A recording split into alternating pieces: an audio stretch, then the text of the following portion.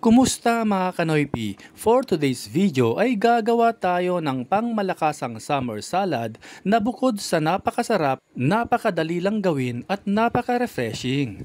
Sa isang kaserola ilagay natin ang 1 sachet buko pandan flavor jelly powder.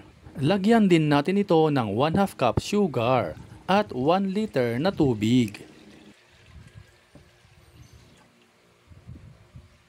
Haluin natin ito ng maigi.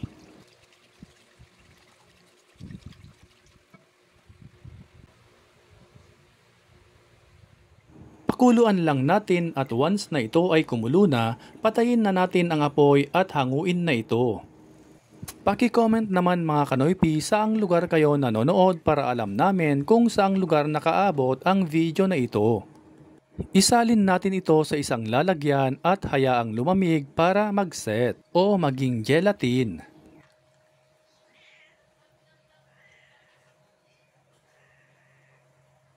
Once na ito ay nag-set na, kayurin na natin na parang buko.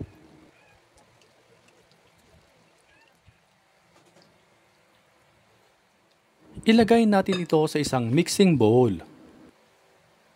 Ilagay na rin natin ang nalutong sago o tapioca pearls, kinayod na buko, hinog na mangga na cut into cubes. Siyempre, di kumpleto ang salad kung walang all-purpose cream. 500 ml pala ang ginamit natin dito. Di rin mawawala siyempre ang condensed milk. Isang lata lang ang ginamit natin dito o 300 ml.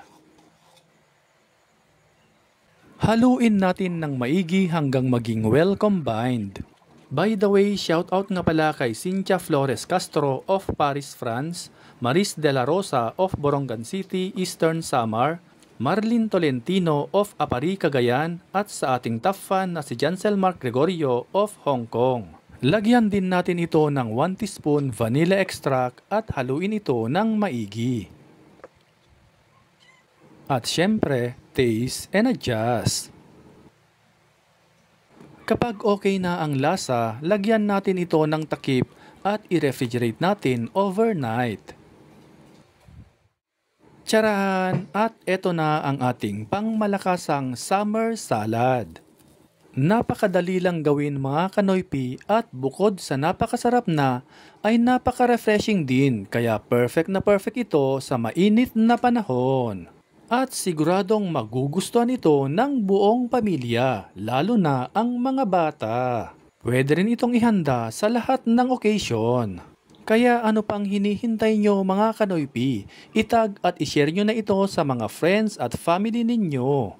Hanggang sa muli, maraming salamat po.